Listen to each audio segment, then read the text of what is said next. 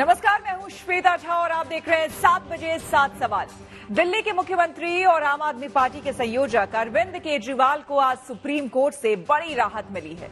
दिल्ली की आबकारी नीति से जुड़े सीबीआई के मामले में कोर्ट ने आज अरविंद केजरीवाल को जमानत दे दी है।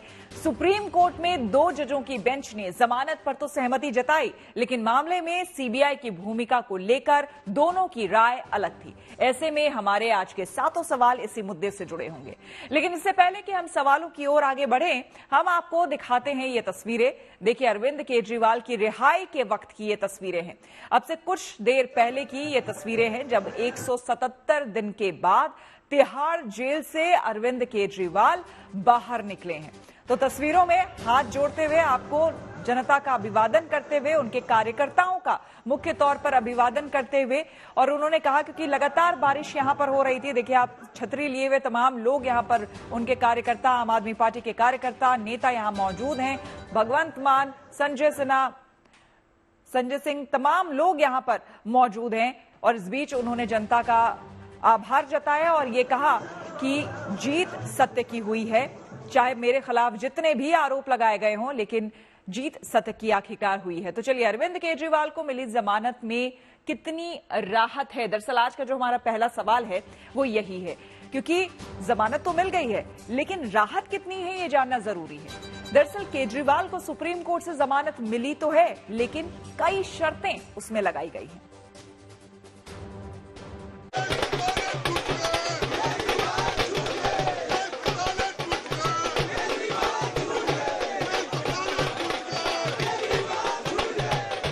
जश्न की ये तस्वीरें दिल्ली और पंजाब की हैं। कहीं मिठाइयां बांटी जा रही हैं, कहीं पटाखे फोड़े जा रहे हैं, तो कहीं आम आदमी पार्टी के कार्यकर्ता खुशी में नाच रहे हैं। दरअसल आम आदमी पार्टी के नेताओं और कार्यकर्ताओं का जोश इसलिए हाई है क्योंकि उनके सर्वोच्च नेता और दिल्ली के मुख्यमंत्री अरविंद केजरीवाल को सुप्रीम कोर्ट से जमानत मिल गई है। केजरीवाल पिछले करीब 6 महीने से शराब नीति घोटाले में सलाखों के पीछे थे, लेकिन आज सुप्रीम कोर्ट ने उनकी जमानत को मंजूरी दे दी। आज सुप्रीम कोर्ट से अरविंद केजरीवाल को सुप्रीम राहत मिली है। 177 दिनों से जेल में बंद अरविंद केजरीवाल को आज सुप्रीम कोर्ट ने कुछ शर्तों के साथ जमानत दे दी। दिल्ली की शराब नीति में भ्रष्टाचार के सीबीआई मामले में आज जस्टिस सूर्यकांत और जस्टिस उज्जवल भुइयां की पीठ ने केजरीवाल को राहत देते हुए उन्हें 10 लाख रुपए के निजी मुचलके पर जमानत दे दी। सीबीआई मामले में अरविंद केजरीवाल की जमानत पर रिहाई मंजूर करते हुए ये भी कहा कि न्यायपालिकाएं आमतौर से जो सिविल लिबर्टी है, जो पर्सनल लिबर्टी है, उसको लेकर उसके प्रति झुकाव रहता है और इसी झुकाव की वजह से अरविंद केजरीवाल को जमानत पर रिहा करने का आदेश दिया जा रहा है। ईडी मामले में अरविंद केजरीवाल को पहले ही जमानत मिल चुकी है और सीबीआई और ईडी दोनों मामलों में चार्जशीट दाखिल की जा चुकी है और इन मामलों में कई गवाहों के बयान दर्ज होने हैं। लिहाजा अदालत का मानना था कि इस मामले में जल्दी ट्रायल शुरू होने के आसार नहीं है। ऐसे में केजरीवाल को जमानत दे देनी चाहिए। सीबीआई मामले में 4 चार्जशीटें हैं और ईडी मामले में 5 चार्जशीटें दाखिल कर दी गई हैं। तमाम चीजें, प्रक्रिया पूरी हो चुकी है, तो अरविंद केजरीवाल को जमानत पर रिहा करने में कोई हर्ज नहीं है और इसीलिए इस बात पर दोनों जज मतैक्य था, दोनों जजों का, कि अरविंद केजरीवाल को पर्सनल लिबर्टी की वजह से जमानत पर रिहा कर देना चाहिए। हालांकि अरविंद केजरीवाल को जमानत दिए जाने को लेकर दोनों जजों का मत एक था, लेकिन सीबीआई की कार्रवाई को लेकर दोनों जजों के विचार अलग थे। जस्टिस सूर्यकांत के मुताबिक सीबीआई ने नियमों के हिसाब से ही अरविंद केजरीवाल को गिरफ्तार किया था, लेकिन जस्टिस उज्जवल भुइयां ने केजरीवाल के ईडी की गिरफ्तारी के बाद सीबीआई की गिरफ्तारी पर सवाल उठाए।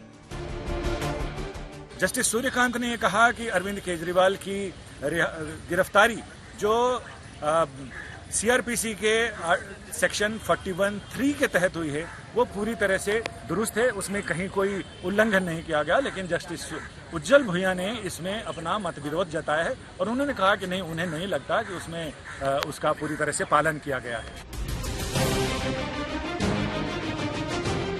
देश की सर्वोच्च अदालत ने केजरीवाल को राहत जरूर दे दी है, लेकिन राहत पूरी नहीं है, क्योंकि सुप्रीम कोर्ट ने जमानत के लिए जिन शर्तों को लगाया है उसके अनुसार दिल्ली के मुख्यमंत्री की रिहाई तो सुनिश्चित हो गई है, लेकिन वो मुख्यमंत्री पद से जुड़े कोई काम नहीं कर पाएंगे। As far as conditions are concern, ये कंडीशन सेम है जो ईडी के केस में थी। अगर इसमें वो कंडीशन नहीं भी लगाते तो कंडीशंस एप्लीकेबल होती, क्योंकि ईडी के केस में तो उन्हीं कंडीशंस में आप बाहर आए हैं। उन कंडीशंस में एक कंडीशन ये थी कि आप सीएम सेक्रेटेरिएट में एंटर नहीं करेंगे, और दूसरी कंडीशन ये थी कि आप वही फाइल साइन करेंगे जो एलजी के अप्रूवल के लिए जरूरत थी। उसके लिए भी जस्टिस भुवन, जिन्होंने एक सेपरेट जजमेंट पास किया है, उन्होंने कहा है कि उनको बहुत स्ट्रांग रिजर्वेशंस हैं that why he should not enter secretariat, पर अभी उनको ऊपर कमेंट नहीं कर रहे उन कंडीशंस पे because of the judicial property, क्योंकि एक दूसरी बेंच ने ऑलरेडी इसके ऊपर कंडीशंस लगा रखी है। वहीं जमानत की शर्तों से बेफिक्र फिलहाल केजरीवाल की रिहाई को लेकर आम आदमी पार्टी में जश्न का माहौल है। दिल्ली से संजय शर्मा के साथ bureau report, good news today.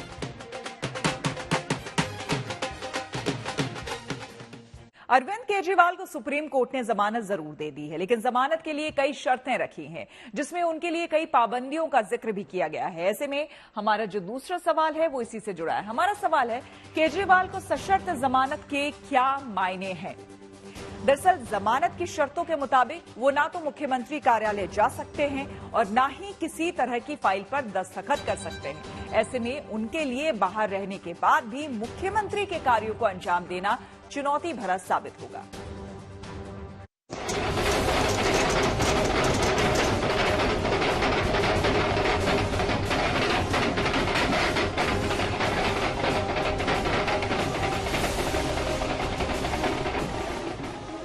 Kejriwal को सुप्रीम कोर्ट से राहत जरूर मिली है, लेकिन ये राहत पूरी नहीं, अधूरी है, क्योंकि सुप्रीम कोर्ट ने जमानत के साथ उन शर्तों को भी जोड़ा है जिन शर्तों के साथ सुप्रीम कोर्ट ने ईडी के मामले में केजरीवाल को जमानत दी थी। सुप्रीम कोर्ट की ये शर्तें अरविंद केजरीवाल के लिए इसलिए भारी पड़ सकती हैं क्योंकि इन शर्तों के मुताबिक अरविंद केजरीवाल पार्टी की गतिविधियों को तो संचालित कर पाएंगे, लेकिन सरकार चलाना उनके लिए मुश्किल हो सकता है। आम आदमी पार्टी के राष्ट्रीय संयोजक के रूप में अरविंद केजरीवाल बाहर तो आ गए, लेकिन दिल्ली वालों को अपना मुख्यमंत्री पाने के लिए तब तक इंतजार करना पड़ेगा जब तक सुप्रीम कोर्ट अपने ही आदेश में संशोधन ना कर दे या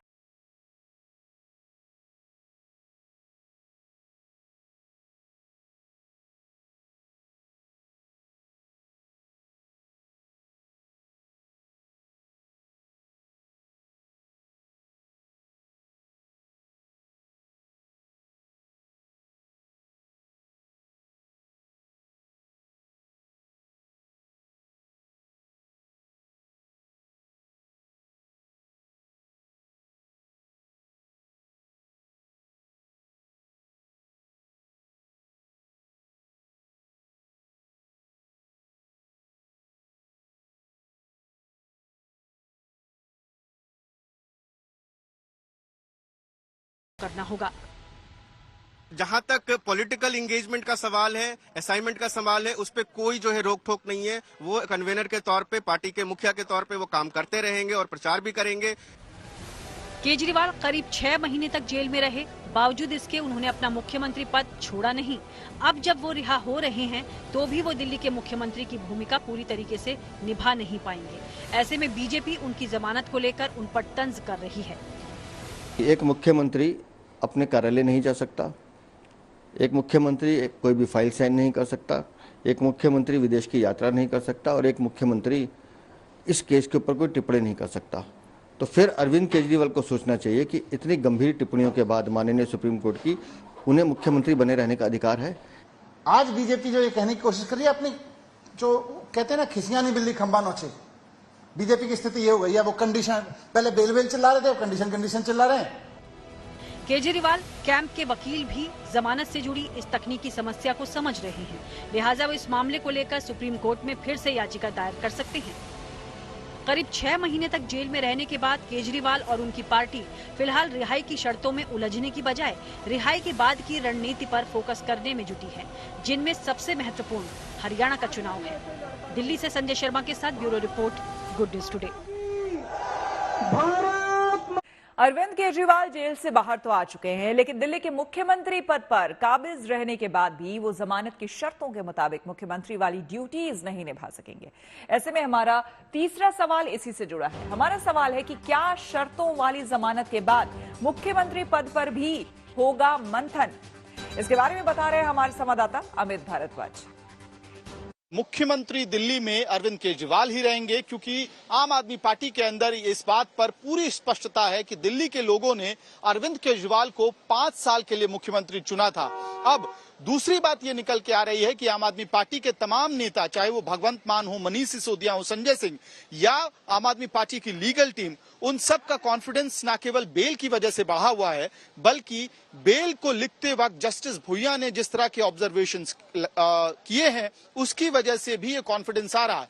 आम आदमी पार्टी के कई वरिष्ठ नेता ये कह रहे हैं कि जस्टिस भुइयां ने सीबीआई की गिरफ्तारी को अनजस्टिफाइड बताया था ऑब्जर्वेशन में, और इसके साथ साथ डिटेल्ड ऑर्डर में ये बात भी कही है कि जो रेस्ट्रिक्शन अरविंद केजरीवाल पे मुख्यमंत्री के तौर पे लगाई गई हैं उस बात से वो सहमत नहीं है, लेकिन क्योंकि 2 जजों के बेंच ने अपने ऑर्डर में उन पे अंतरिम जमानत देते हुए ये पाबंदियां लगाई थी, इसलिए वो उस पे और ज्यादा नहीं कहेंगे। लेकिन कुल मिलाकर जो शर्तें या जो पाबंदियां अरविंद केजरीवाल पे लगी हुई हैं उसको हटाने के लिए अब आम आदमी पार्टी की तरफ से कानूनी लड़ाई शुरू हो। केजरीवाल की जमानत पर फैसला सुनाते वक्त सुप्रीम कोर्ट की 2 जजों की बेंच ने सीबीआई के एक्शन पर भी टिप्पणी की। जस्टिस सूर्यकांत ने तो केजरीवाल के खिलाफ सीबीआई की कार्रवाई को उचित बताया, लेकिन जस्टिस उज्जवल भुइयां ने सीबीआई के कामकाज पर सख्त टिप्पणी करते हुए कहा कि सीबीआई को पिंजड़े में बंद तोते की छवि से बाहर आना होगा। ऐसे में हमारा चौथा सवाल इसी से जुड़ा है। हमारा सवाल है कि सुप्रीम कोर्ट ने पिंजरे में बंद तोता का फिर क्यों किया जिक्र। कोई आपको बता दे, कोर्ट ने जो ये टिप्पणी की है 11 साल पहले सीबीआई पर की गई उस टिप्पणी की ये याद दिलाता है, जिसके बाद देश में सीबीआई के एक्शन पर सवाल उठने लगे थे।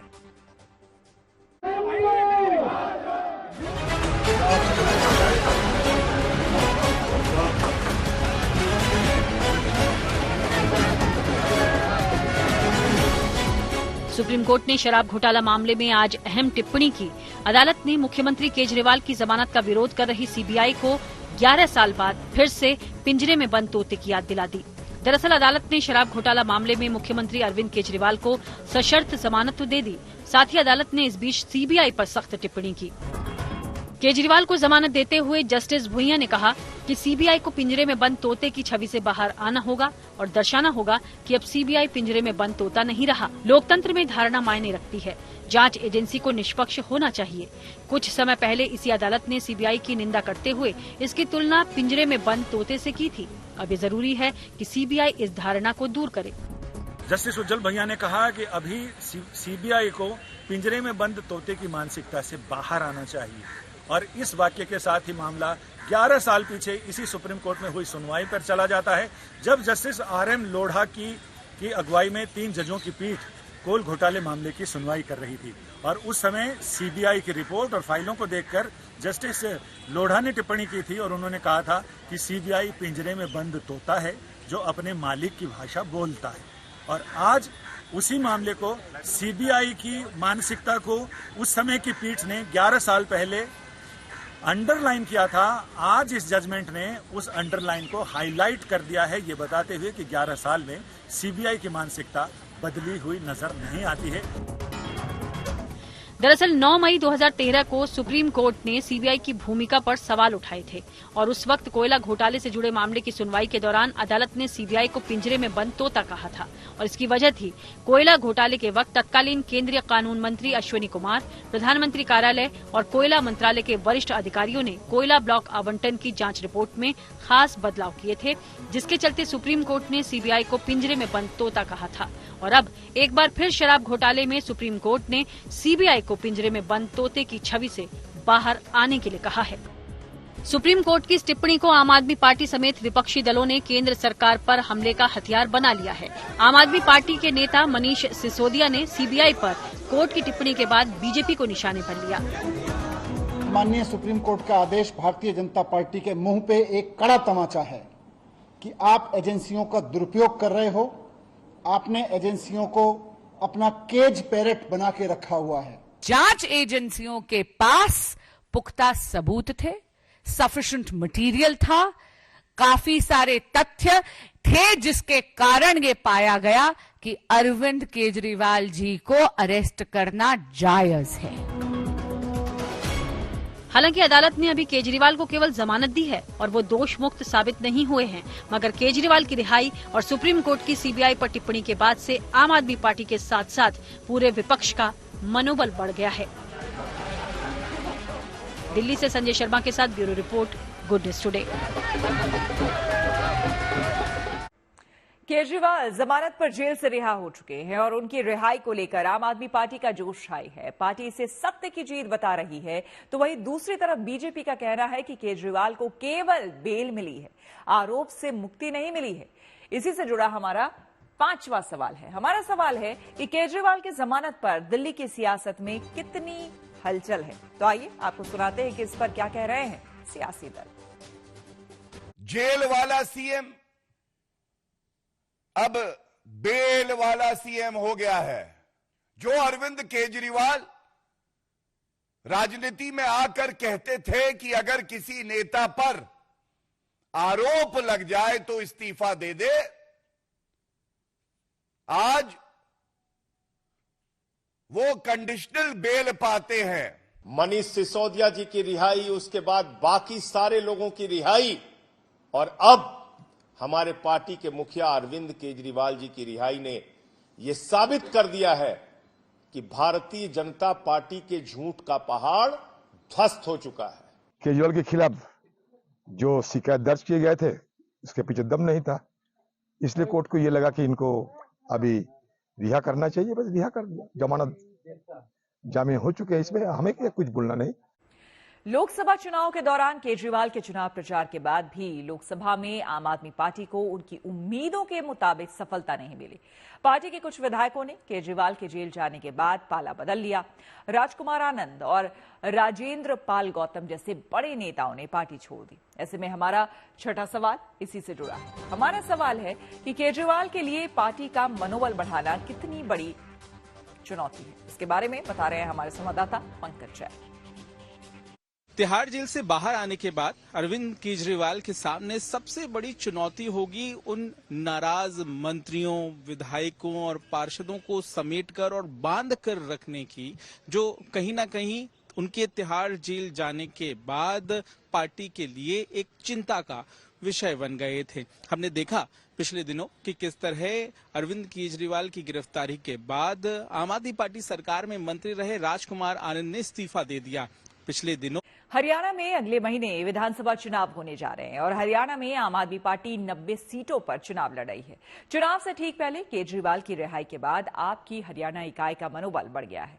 ऐसे में हमारा 7वां और आखिरी सवाल इसी से जुड़ा है। हमारा सवाल है कि हरियाणा चुनाव से पहले केजरीवाल को बेल से मिलेगा आपको फायदा? इसके बारे में और ज्यादा जानकारी दे रहे हैं हमारे संवाददाता पंकज जैन। सुप्रीम कोर्ट से बेल मिलने के बाद और तिहाड़ जेल से बाहर आने के बाद अरविंद केजरीवाल की प्राथमिकता होगी हरियाणा में जाकर प्रचार करना और आम आदमी पार्टी के लिए वोट मांगना, क्योंकि आम आदमी पार्टी ने वहां पर अरविंद केजरीवाल के नाम से गारंटियों को लॉन्च किया है। अब तक पार्टी के नेता हरियाणा में ये भूमिका निभा रहे थे, लेकिन पहली बार होगा कि हरियाणा चुनाव से पहले खुद अरविंद केजरीवाल अपनी तमाम गारंटियों को हरियाणा में जाकर प्रचारित करते नजर। इसी के साथ 7 बजे 7 सवाल में मेरे यानी श्वेता झा के साथ फिलहाल इतना ही। देश दुनिया की तमाम पॉजिटिव खबरों के लिए आप देखते रहिए गुड न्यूज।